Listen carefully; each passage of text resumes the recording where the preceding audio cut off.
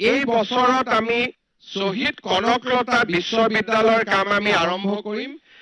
This university normal university নহব, ইয়াত AI, robotics, 3D লৈকে 17খন ক্যান্সাৰ হস্পিটাল নিৰ্মাণৰ দিশত আমি দ্ৰুত গতিত আগবাঢ়িব পাৰিছো। এই বছৰত আমি শহীদ কনকলতা বিশ্ববিদ্যালয়ৰ কাম আমি আৰম্ভ কৰিম।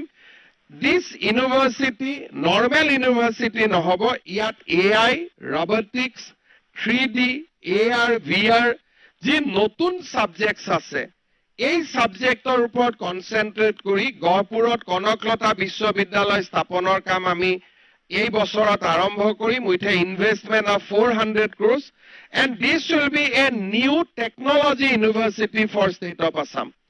Humanities subject থাকিব, physics, chemistry থাকিব, but it is being modeled as industry 4.0 enabled university. যত নেকি robotics, technology, augmented reality গোটেই নতুন সাবজেক্ট বিলাকৰ ওপৰত এই বিশ্ববিদ্যালয়খনে ফোকাস কৰিব।